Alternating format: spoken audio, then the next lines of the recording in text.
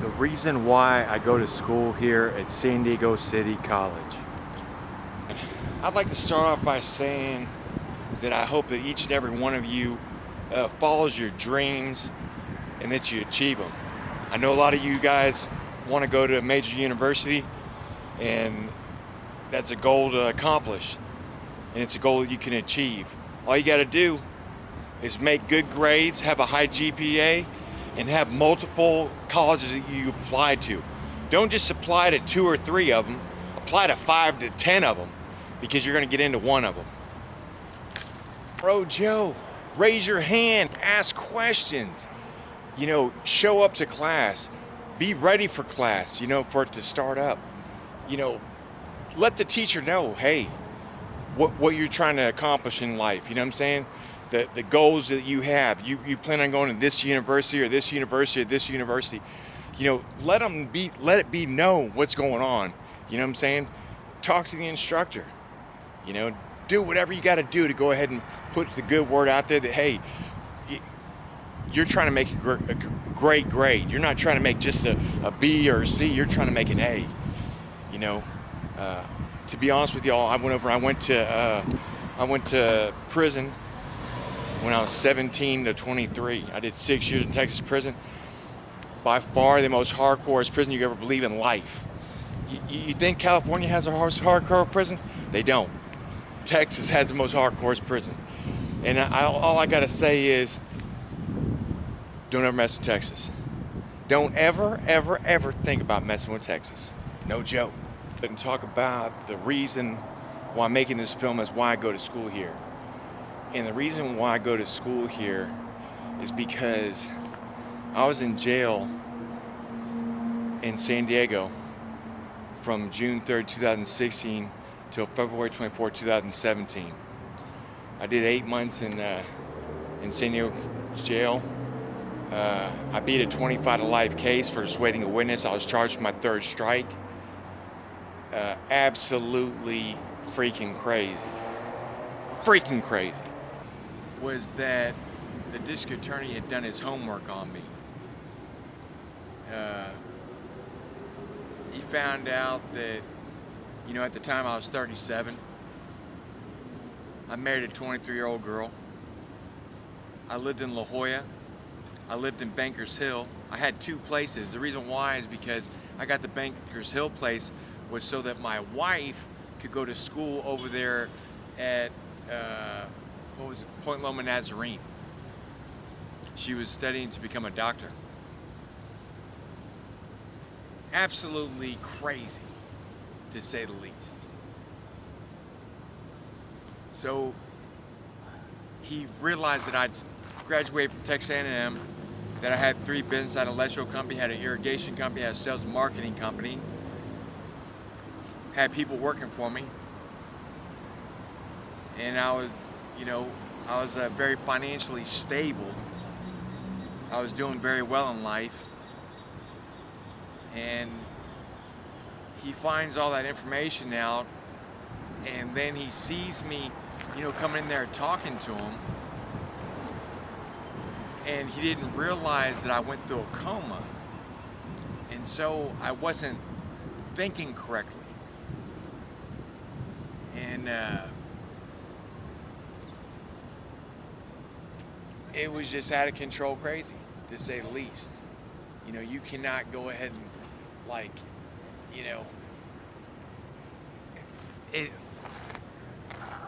it's hard for me to even believe this even happened. You know what I'm saying? It blows me away this even happened, but it did. And yeah, it was just absolutely crazy. That was holding it together at that time was me being able to visit my boy.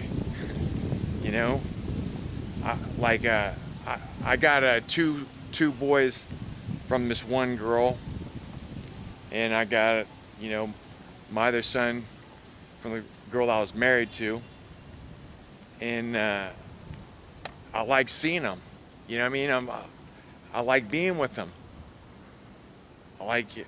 I like it. And so they did that. It is what it is. And it kind of makes me mad because right now since all this has occurred, they are keeping the restraining order in effect. And right now, what I do is I go to the court, about every 6 months, and I'll go there and I'll file a motion to go ahead and see them, to let them know, hey, can I please see my sons? It is very difficult for me to go ahead and talk about, and yeah, it's a messed up situation, to be honest with you. So here we are, we're at the district attorney's office, and what happened is he's charging my boy's mom with attempted murder. Now, originally, they charged her with murder. I don't know how, because my boy's still alive, but they still went over and did that. So anyway, that happens. So I decide, well, I'm going to find out who the district attorney is and talk to him. So I find out the person's name, and I go talk to him.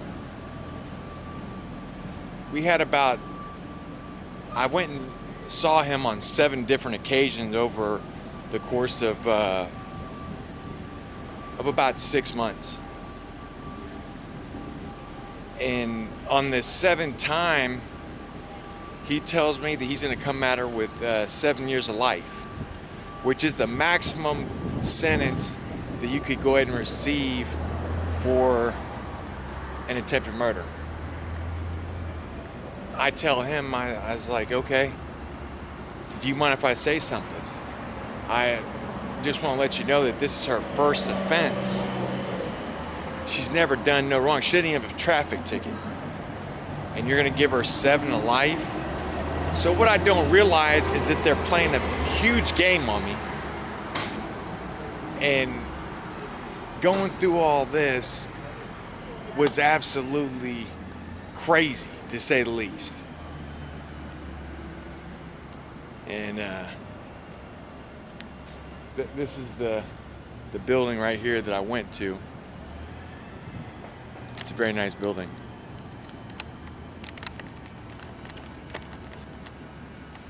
Very nice.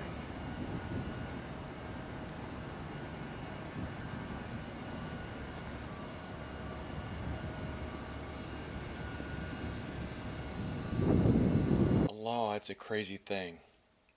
But anyway, in my situation, it was very easy to see that I was innocent because I'm a family member to my son.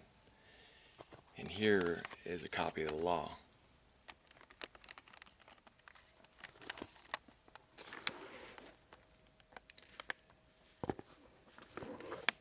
This book right here happens to have it. And this is dissuading a witness. Preventing or dissuading a witness or victim from testifying or doing both other acts. Section 3. For purposes of this section, evidence that the defendant was a family member who interceded in an effort to protect the witness or victim shall create a presumption that the act was without malice. That's the reason why I'm free.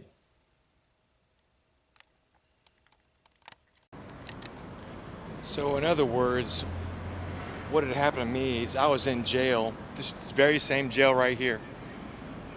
I was in jail from June 4, 2016 to February 24, 2017. Beat a 25 to life case for dissuading a witness. I went over and I ran the court case pro per, which means I represented myself. I had no attorney, because what I didn't realize was all the attorneys are working for the state and they didn't want me to win. So if anybody's gonna get 25 to life, I'm gonna get it for myself. That's what I'm thinking. And so I went to court, 5-day trial, 2 jury evaluations, and I'm free as a bird. It was a very unique experience walking out of these doors right here behind me. You know what I mean? A free man. And like, all I can say is gotta love San Diego. Gotta love it. So one of the things is, while I'm in jail, I'm talking to the guys in there, and I'm telling them, hey, you need to go to school over at college. You know what I'm saying? You can go for free. You can get a Pell Grant. Go for free. Free education. You can be anything you want to be. You want to be a doctor, lawyer, anything you want to be in California, you can become it. I'm sitting here telling all these guys this because the reason why, because I did it. And what I didn't realize is that no one wanted to do it. But the thing is, I still put out the effort and try to talk to them all. Who knows? Maybe some of them might do it. Who knows? But the thing is I remember when I was locked up, and you know, what do I got to do to make it? Now I know what to do to make it. Just work your butt off. You know, that's what you got to do. That's what you got to do. A lot of people don't like to do that.